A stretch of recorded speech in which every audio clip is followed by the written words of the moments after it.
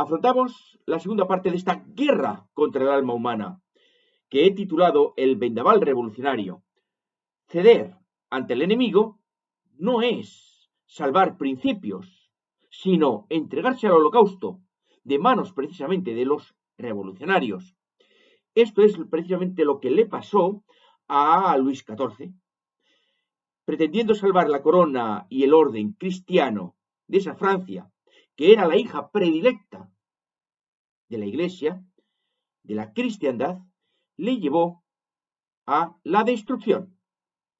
Esto se hizo, como veíamos en la primera parte, a través de la infiltración. Muchos de los ilustrados masones y revolucionarios eran de la nobleza, titulada además, alta nobleza. Algunos de ellos, por no decir muchos, eran eclesiásticos, tanto de clero regular como de clero secular. Por ejemplo, obispos masones como Talleyrand, el barón de Chalabré, además del abad de Abbasí, el conde de Thiene, que era capellán de María Antonieta, o Byron, de la logia Estrella Polar del Gran Oriente francés. Era uno de los grandes principales representantes del Gran Oriente francés, o que además era vicario del obispo Saint-Fleur, o también Gloirand, que era vicario del obispo de Bar, o San Tomás, que era canónigo de la iglesia de San Quis. Igual se puede decir de Saurin, vicario de Santa María de Lorón, o Guy de Vermont, entre otros muchos. Por su parte, Montmorency, duque de Luxemburgo, junto al duque de Chartres, fueron los grandes maestres del oriente francés, junto al duque de Orleans, primo de Luis XVI. Estos tres fueron los que decidieron acabar con la vida del rey.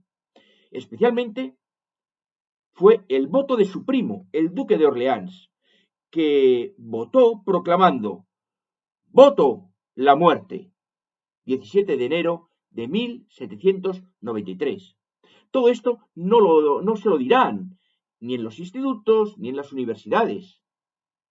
Por lo tanto, nada de una revolución popular general del pueblo francés contra la opresión nobiliaria. No, fue un golpe de estado nobiliario y masón. Luis XVI tenía una profunda fe, pero su mentalidad ya era propia del católico cesionista, como veíamos en la primera parte de esta conferencia.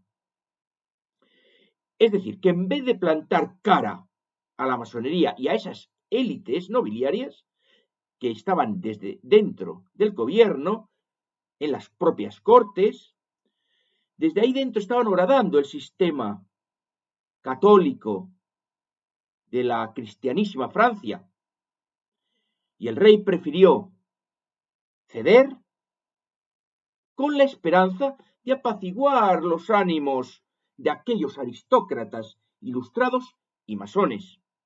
Esperaba que cediendo le dejasen un resquicio para respirar. Recuerden lo que decíamos en la primera parte.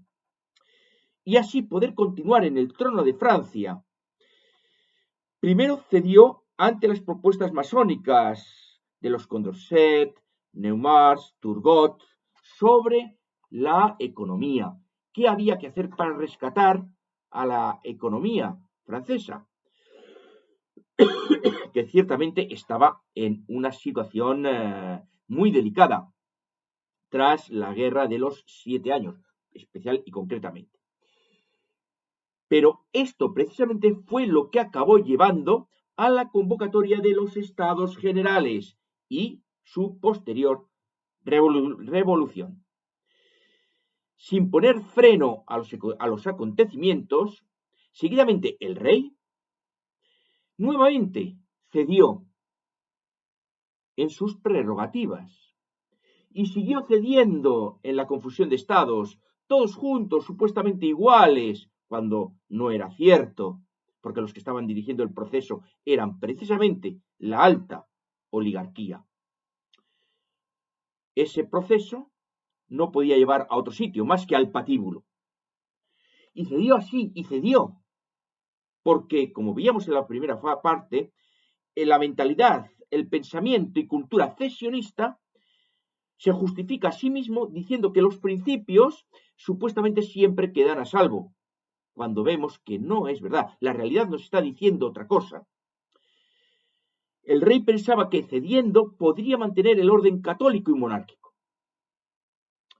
Pero tengamos en cuenta que esta nobleza civil, militar, eclesiástica, masónica, ya le había tomado medida. Sabía que el rey cedería y cedería hacia o hasta su propia destrucción, por lo que, llegado el momento, solo había que seguir subiendo la apuesta con nuevos desafíos. El traspaso de soberanía del rey a la Asamblea Nacional. Y el rey cedió. Esto ya supuso el final de la figura del rey padre, tal como veíamos en la serie del orden natural revelado. A partir de ahí, se abandona la centralidad de Dios y de la patria, del patrimonio, y al frente del patrimonio siempre debe de estar el padre, que es el que lo da en heredad a sus hijos, a toda la comunidad política. Hecho esto, todas esas figuras y líderes ya tenían al rey donde querían, totalmente desarmado. Entre tanto, el conjunto de la Iglesia en Francia y el católico de base francés estaban desconcertados. Se preguntaban cómo era posible que el rey aceptase toda esta situación. Ante este dilema y ante el poder que mostraban y seguridad que mostraban esas oligarquías, el pueblo pasó ante un rey desarmado a la defensiva, pero al mismo tiempo se dividió, unos a favor del rey, un rey que ya había cedido en todo, y otros a favor de la Asamblea Nacional. Eso es lo que consiguió la actitud, mentalidad y obras de un rey que hasta ese momento había sido pusilánime en sus funciones y obligaciones. En esta situación, los revolucionarios siguieron subiendo la apuesta. Y esta fue la Constitución Civil del Clero, 1790. Esta Constitución obligaba a los sacerdotes a jurar fidelidad a la Asamblea Nacional, no al Papa. Es decir, se desligaban de Roma para pasar a depender del nuevo Estado. Vamos, lo mismo o similar que hizo Enrique VIII. El clero también se dividió entre los que aceptaban el juramento, los juramentados, y los refractarios que rechazaron jurar.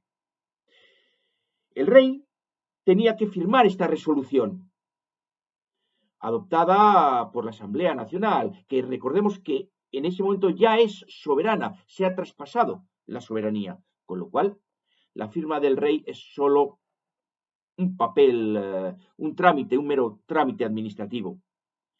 Aquí, Luis XVI dudó.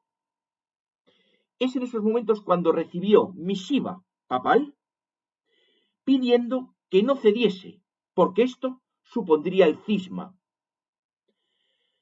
Luis XVI vio claro que no podía pasar a la historia como el espantajo continuador de Enrique VIII.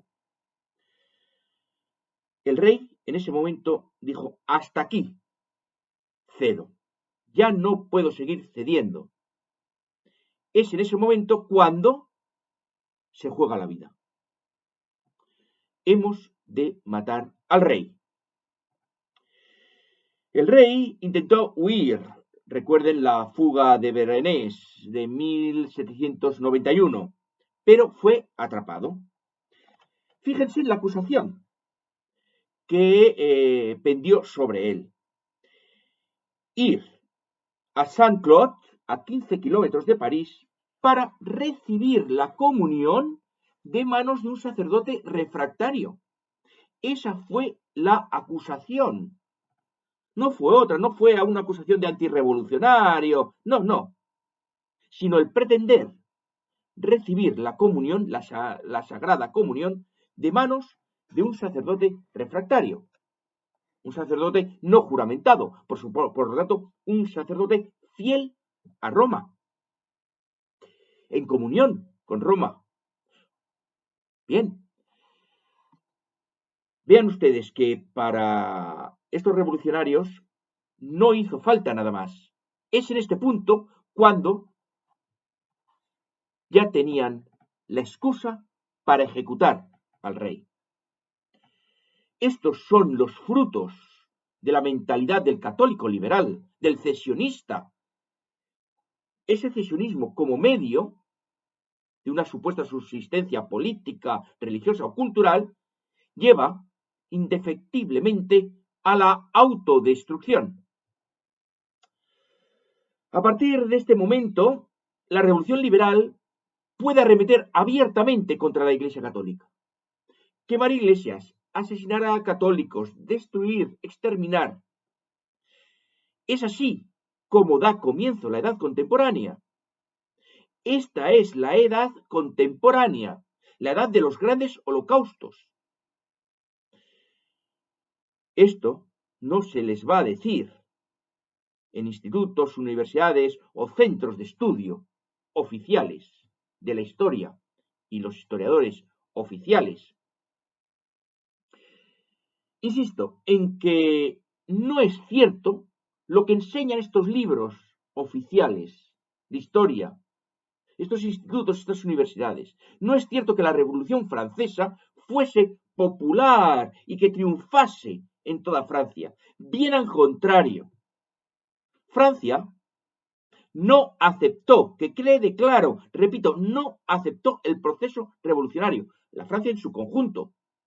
Sí que sectores del pueblo se habían adherido a las máximas revolucionarias. Seguro que no lo saben, posiblemente que no se lo han dicho esto a ustedes en las universidades.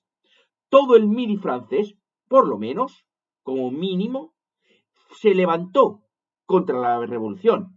La Provenza, Alpes, Occitania, Aquitania, la Vendée, Bretaña, Lemosín, Borgoña, las cuencas del Garona y del Loira.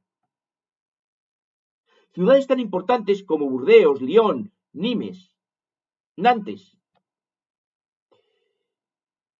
Estas regiones, estas ciudades, grandes capitales, fueron literalmente pasadas a sangre y fuego.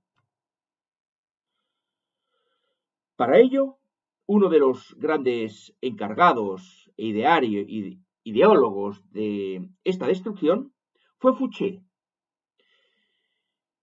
Fue el escogido por la Convención y el Comité de Salud Pública para cumplir esta misión.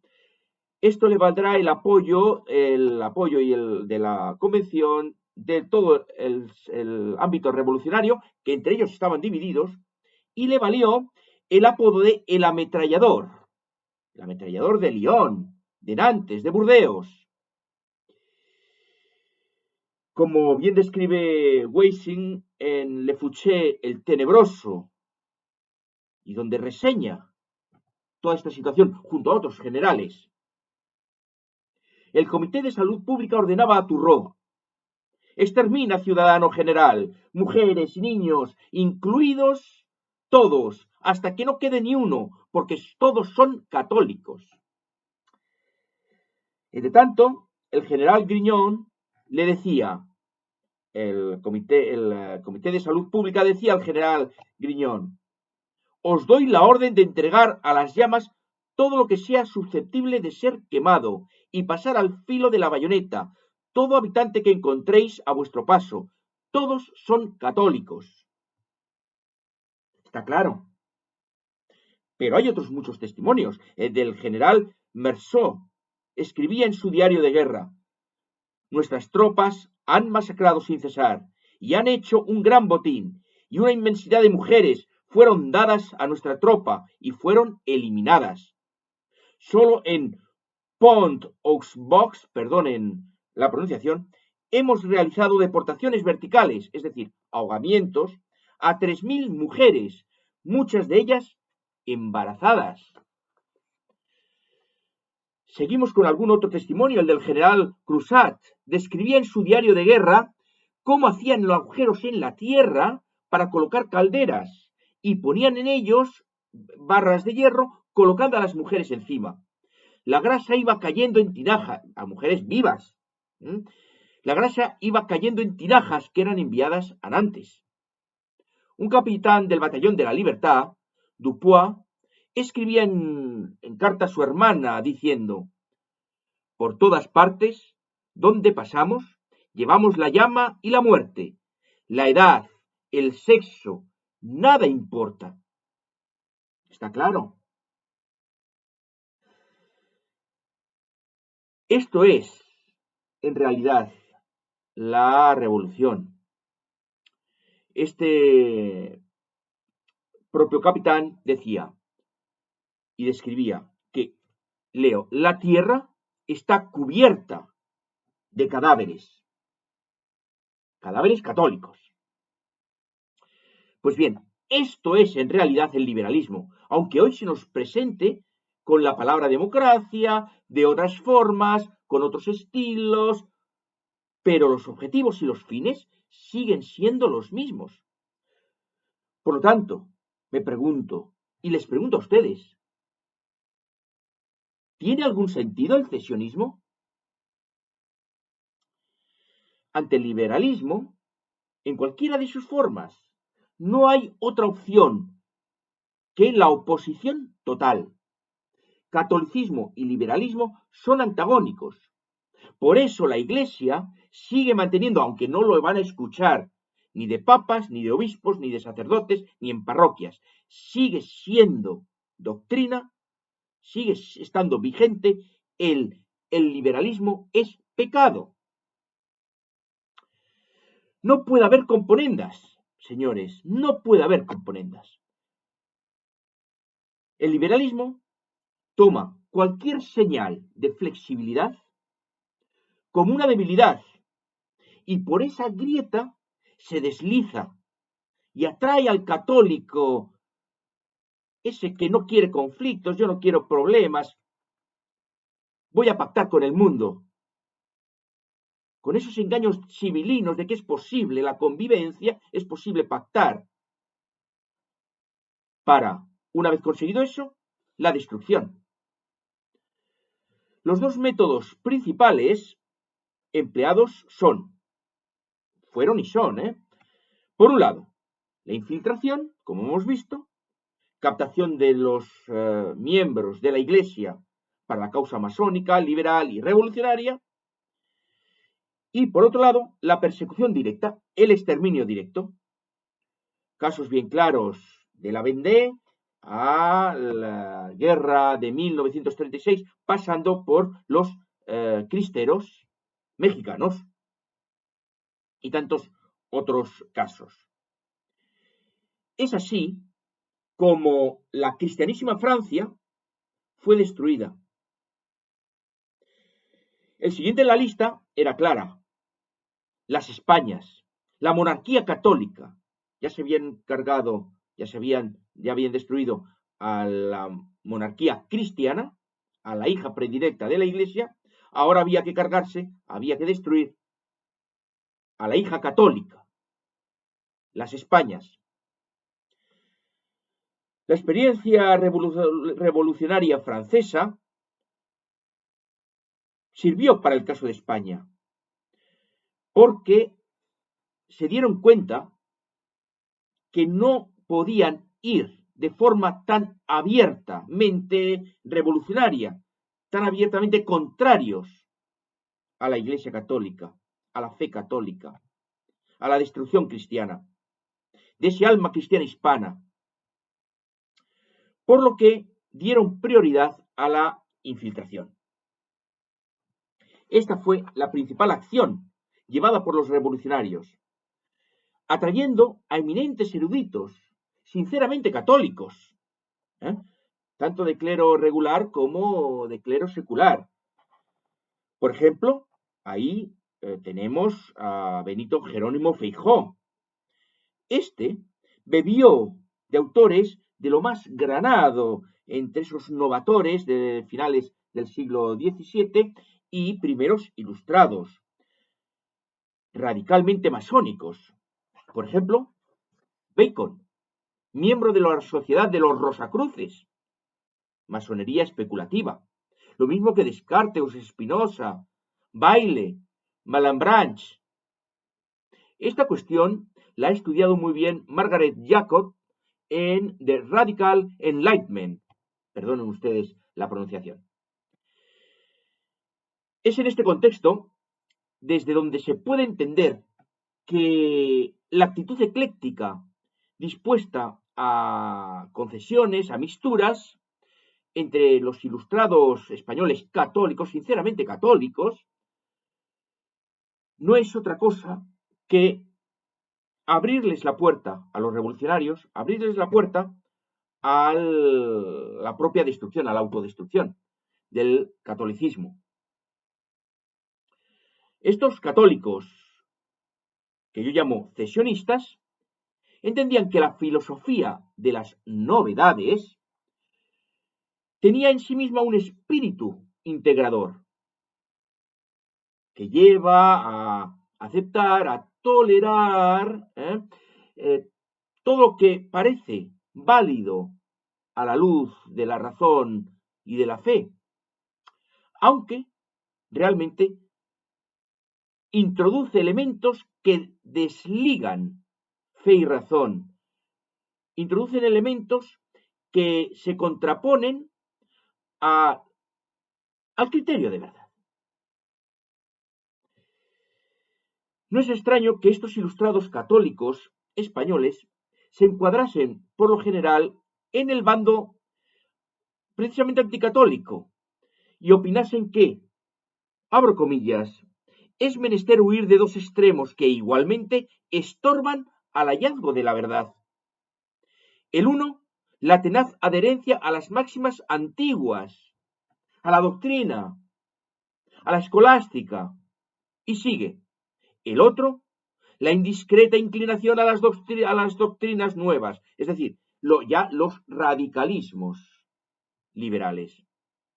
Esto es lo que dice el propio Feijó en su discurso Guerras Filosóficas, segundo discurso del tomo 2 de su Teatro Crítico Universal. Feijó no quería destruir la Iglesia, pero quería que la Iglesia y la doctrina fuera aceptable para el mundo, aceptable para la modernidad. Quería limar las aristas de la verdad para que no molestaran a la modernidad, a la razón de la modernidad. Esto no es otra cosa que abrir la puerta al enemigo. ¿Acaso no es esto el mundo religioso que hoy tenemos? Piénsenlo ustedes y respóndanse. Mi respuesta es un sí. Es una respuesta personal que no tienen ustedes por qué compartir. Esta es la mentalidad y el ambiente que llevó a estas figuras del siglo XVIII a criticar y rechazar lo que llamaban el milagrismo. ¿Acaso no hay hoy teólogos que dicen y critican los milagros, incluso los de Jesús? Bueno, es solo una simbología, eso de la división de panes y peces. Un símbolo. También critican el aparicionismo, las apariciones de la Virgen María. Piensen ustedes en Garabandal, una comisión que negó que fuesen apariciones verdaderas. Pero es que después, el mismo médico, y ahí está la conferencia que hizo el doctor, no recuerdo ahora el nombre, perdonen ustedes, de la comisión, está en internet, está en YouTube, que dijo que era falso, que él en su informe había mentido. Y la actitud actual de la Iglesia que no se pronuncia ni a favor ni en contra. Piensen ustedes en otras apariciones.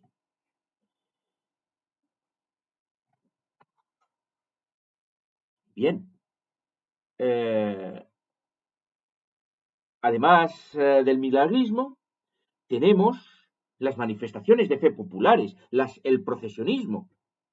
Piensen ustedes, ¿qué pasó después del Concilio Vaticano II? ¿Dónde acabaron las procesiones, por ejemplo, la del Corpus Christi, que recorría, por ejemplo, la ciudad de Barcelona? Otras procesiones que ciertos obispos, algunos obispos, dijeron ya no se hacen. Hoy se hace la procesión del Corpus en Barcelona, la última que yo asistí. Se sale de la catedral, se da la vuelta por las calles adyacentes, así como, bueno, lo muestro pero no nos mostramos, pero no nos mostramos, y rápidamente vuelve a entrar. Esto es lo último que yo presencié. Y entonces yo dije, basta, yo ya no voy. Para esto no voy.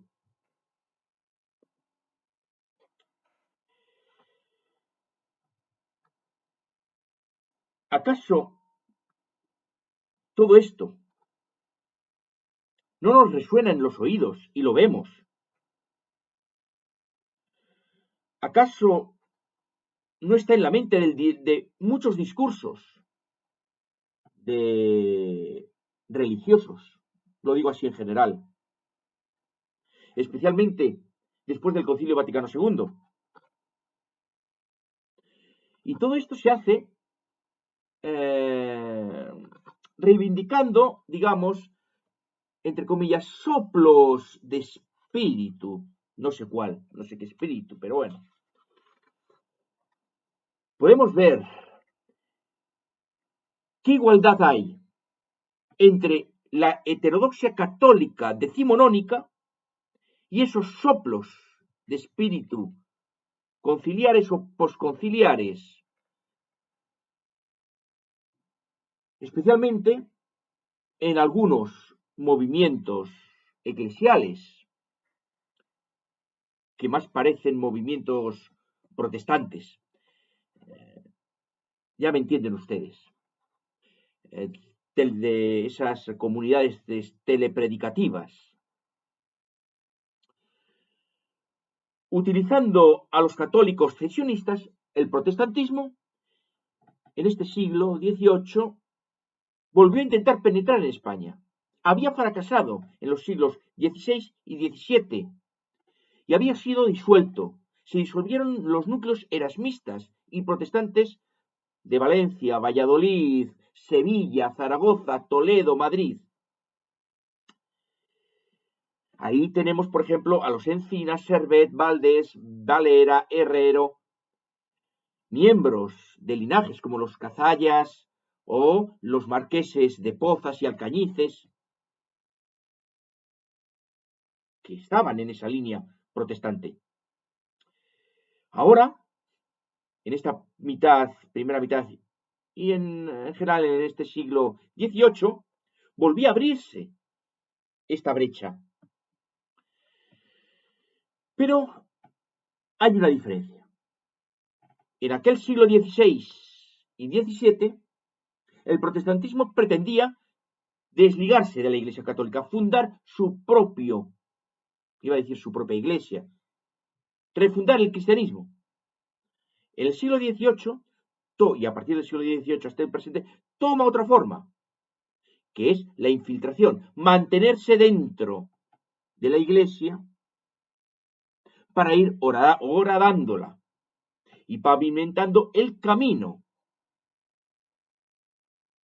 liberal y apropiarse de las estructuras dirigentes eclesiásticas.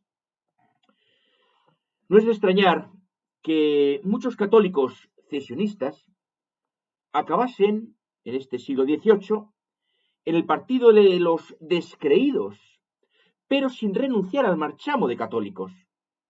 Y de ahí al monismo filosófico, es decir, en realidad, solo hay una única sustancia, tanto es el mismo Dios, el católico, el cristiano, que el musulmán, que el del Islam, que el de otras religiones.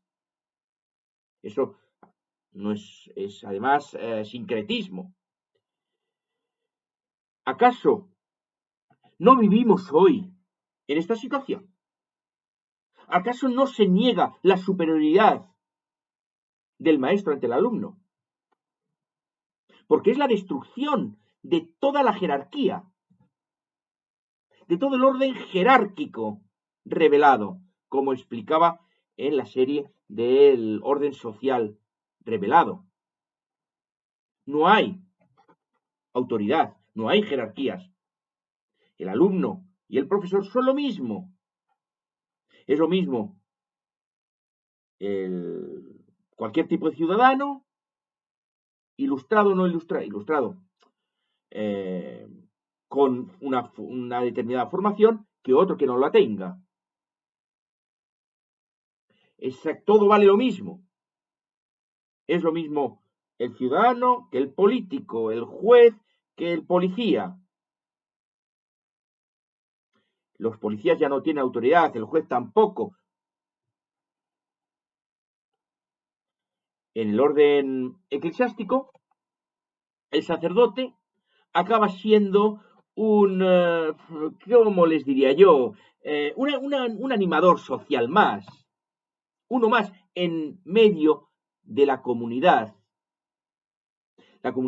reunida en círculo alrededor de una mesa que ya no es un altar.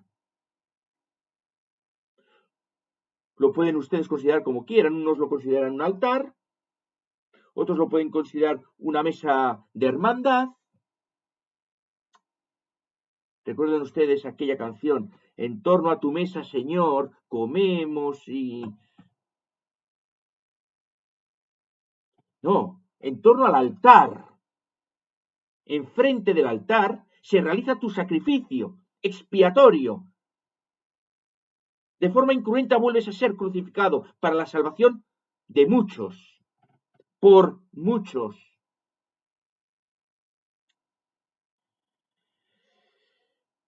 ¿Y qué les voy a decir de otros dirigentes de la Iglesia, obispos, papas, que ya no, o ya parecen no ser príncipes de la Iglesia?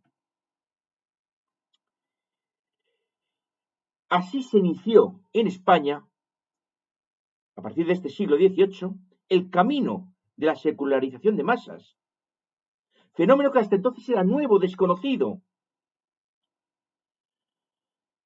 En cuanto que, por cierto, esto es lo que hoy estamos viendo, estamos en pleno proceso revolucionario, la revolución no ha acabado, empezó hace 300 años y continúa. Precisamente, en cuanto a la revolución, mientras todo esto sucedía en España y en Francia, la Convención levantaba un nuevo edificio religioso, un edificio religioso masónico. El 17 de mayo de 1793, Robespierre presentó el proyecto de nueva religión de ese Estado, nuevo Estado democrático, la religión del Ser Supremo, el gran arquitecto. Este sería el Dios del nuevo orden mundial. Y de hecho, lo sigue siendo actualmente. Es y era atendido por la diosa Razón. ¿Qué razón tendríamos que preguntarnos? Pues la razón social, formada por las opiniones generales. Da igual el bien y el mal, como les explicaba en la sesión anterior, porque el bien y el mal lo decidimos nosotros. Cada uno, como no existen los universales, no hay ético objetivo, cada uno puede decidir el bien y el mal. Se deposita un papel en una caja de cristal o de cartón, en algunos países, cada 4 años y todos contentos. Esa se supone que es la opinión social, que se hace opinión, que se hace razón de Estado. Razón social, razón de Estado. La nueva religión también tendría sus sacerdotes, y es aquí donde entra la Constitución Civil del Clero, 1790. El 10 de noviembre fue instituida la fiesta a la diosa Razón. El siguiente paso fue que la convención debatió si Dios, el Dios cristiano, no el gran arquitecto del universo masónico, sino el Dios cristiano, existía o no existía. La razón de la soberanía. Nosotros somos los que decidimos sobre todas las cosas. Pues bien, la convención decidió que Dios no existía.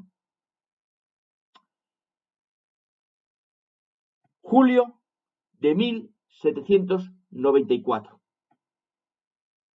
A partir de ese momento, el cristianismo queda fuera de la ley. Esencialmente, no solo el cristianismo, esencialmente la fe católica. El ser católico, es decir, el creer en Dios católico, un Dios que la Convención Nacional ha dicho que, es decir, la supuesta soberanía nacional ha dicho que no existe, el ciudadano que cree en ese Dios se convierte automáticamente en un antidemócrata, se convierte automáticamente en un enemigo del Estado democrático, enemigo de la sociedad democrática, en un enfermo que hay que exterminar, porque si no, infectará a toda la sociedad. ¿Acaso no está esto sucediendo hoy en día? ¿Acaso no vivimos en ese ambiente? Por eso les digo, la revolución ha terminado, estamos en pleno proceso revolucionario que lleva 300 años. Y dicho sea de paso, el único que sigue plantando cara a este proceso revolucionario es la tradición.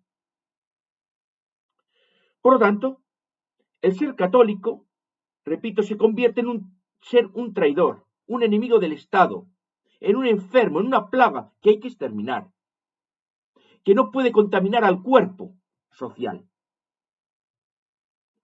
Así como la enfermedad física es combatida por los médicos, la enfermedad social es combatida por los comités de salud pública, instituidos en enero de 1793. ¿Acaso no fue esto lo que se instauró en la Segunda República Española en 1936? El Comité de Salud Pública, que era el encargado, esos comités de salud pública locales, eran encargados de la represión, de buscar al católico y matarlo sin ningún tipo de juicio. Bastaba oye, ¿usted es católico? Sí. ¿Usted es sacerdote? Sí. ¿Acaso no es esto, recuerden, los comités de salud pública que se propusieron para imponer en un momento dado lo que podríamos llamar unos bozales, poder imponer lo que podríamos llamar una detención domiciliaria sin acusación, sin delito, sin nada, poder imponer abyectas medidas de pasaportes sanitarios.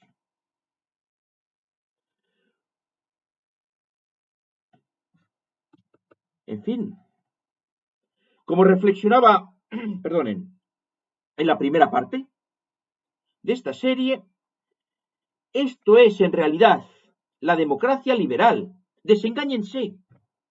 Dentro de la democracia liberal, del régimen, más que el régimen, del sistema liberal, no hay solución. Sí, sí, porque ahora llegarán los azules, los verdes, los amarillos, los naranjas y lo van a solucionar. No se engañen, no hay solución. Porque todos comparten ese aspecto, ese virus revolucionario. Todos están en lo mismo. Unos de una forma, otros de otra, unos en mayor medida, otros en menor medida.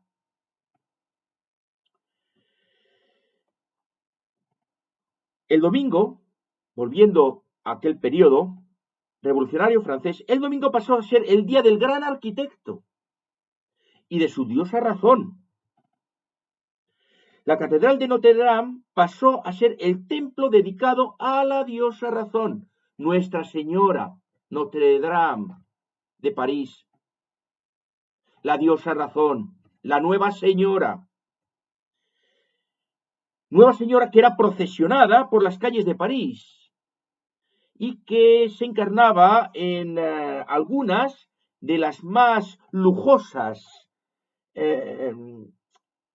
meretrices del momento. Y se procesionaban desnudas. Era una auténtica burla sacrílega a la pureza, a la Santísima Virgen María. Y vuelvo a repetir, ¿acaso no es esto lo que ciertos grupos están haciendo día sí y día también, de escarnios a la Santísima Virgen María? Y no solo ciertos grupos, supuestos artistas, pintores, escultores. La publicística de la época, el Journal de la Montagne, se mostró efusivo por este gran día de la grandiosa razón, meretriz procesionada con actos en una plataforma haciendo actos impúdicos. Este periódico decía, este día consagrado al Ser Supremo será el día más hermoso de la vida del hombre virtuoso. Oh. Por su parte, Le Père Duchesse, perdonen ustedes la pronunciación, este periódico se presentaba, en sus páginas presentaba a Jesucristo como el primer revolucionario, un otro sansculot. ¿Acaso no es esto lo que hemos venido teniendo después del Concilio Vaticano II, especialmente? Aquello de que Jesucristo era el primer comunista, el primer revolucionario. Señores, no hay nada nuevo. Estamos en el propio proceso revolucionario. De hecho, la publicística revolucionaria francesa, por ejemplo, el periódico Le Cordelier, de los sansculottes, de los irreprochables, los terroristas, los rabiosos, que se llamaban, utilizaban todo este discurso sobre Jesucristo. ¿No es este el mismo discurso que se utilizó desde teologías liberacionistas, por ejemplo? De ello bien saben nuestros hermanos hispanoamericanos.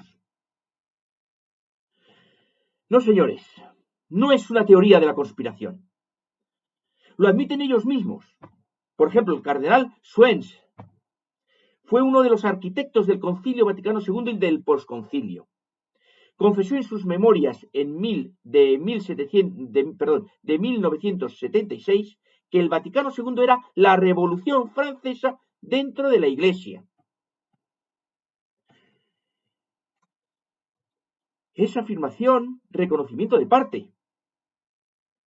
Quería decir, por lo tanto, estos revolucionarios eclesiásticos como Schwenz, que los principios e ideas masónicos habían entrado por la Puerta Santa, se habían asentado en el santuario. Miremos otra vez a la Revolución Francesa. Esto se hizo al amparo del decreto de la libertad religiosa. Esto mismo. Y del decreto de la Constitución civil del clero. Por este decreto de libertad religiosa quedaba prohibido el ejercicio religioso. Decía que excite al pueblo mediante prédicas fanáticas, lo que ellos consideraban fanático. ¿Acaso no es esto lo que sucede hoy en día? Cuando un sacerdote abre la boca demasiado contra ciertos males sociales, enseguida salen los partidos a poner en la picota a ese sacerdote o a ese obispo. Indudablemente, todo esto iba a prohibir la Santa Misa, especialmente la manifestación pública de la fe católica, de los actos de culto. En resumen, iba a prohibir, estaba encaminado todo eso a prohibir a la Iglesia Católica. De facto, como he señalado, los católicos, aquellos que no estaban juramentados, se convertían, por el simple hecho de serlos, en enfermos sociales, que había que exterminar. El primer gran holocausto de la historia contemporánea, de nuestro presente. Y de ahí cuántos holocaustos se han hecho.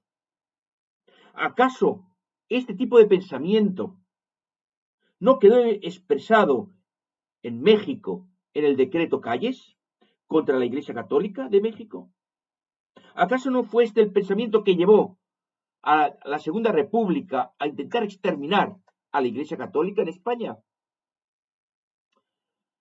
Señores, vemos que hay, por lo tanto, un mismo hilo conductor que va de aquel entonces a nuestros días y continúa, no se ha roto. ¿Cómo se aplicó esto en las Españas de aqueste y de allén de los mares? ¿Cómo se llevó a cabo este ataque? ¿Cómo reaccionaron las Españas ante este ataque que iba directamente al corazón de su propia existencia, al corazón de su propia alma? Estas preguntas y estas cuestiones son las que veremos en la tercera parte. Cómo, mediante este mismo hilo conductor, se amputó las Españas y se pretendió destruir el espíritu de la tradición. Pero la guerra continúa, no ha terminado. Muchas gracias por su atención y les espero en la tercera parte de esta serie.